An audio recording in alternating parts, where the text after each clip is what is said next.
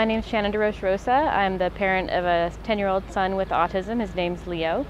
And I'm also a blogger's contributing editor for Parenting Children with Special Needs.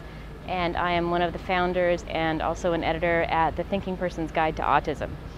For me, it all came through learning, again, like meeting and knowing adults with autism and knowing that there was these wonderful possibilities for my son's future. If there's a possibility he could be an independent person and not necessarily lose his label but not be disabled, right? There's a difference. And then also just knowing that if that is not his trajectory, that there are wonderful communities of parents out there who understand what our family life is like, and we can support each other and understand the way that things are in being a parent of a child with intense autism. Either way, it's all about attitude, and I think that's something that we really try to bring to parents who maybe haven't been exposed to more positive attitudes.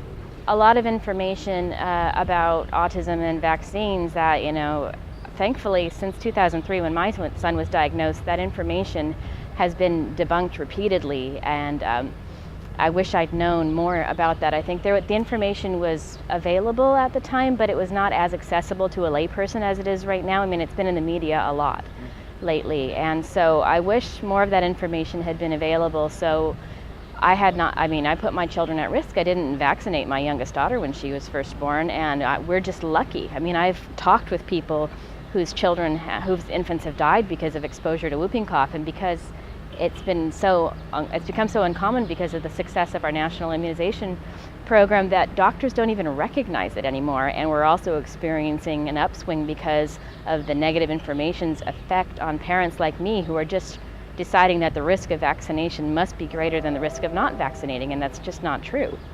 So that's probably the primary thing. A lot of the other things that I fell for was just in terms of, again, like falling for this kind of attitude of myself as a martyr or parents as martyrs and autism as this horrible burden, as opposed to seeing my son himself and his individual needs for what they are, and appreciating him as this wonderful, lovely, bubbly, sweet child.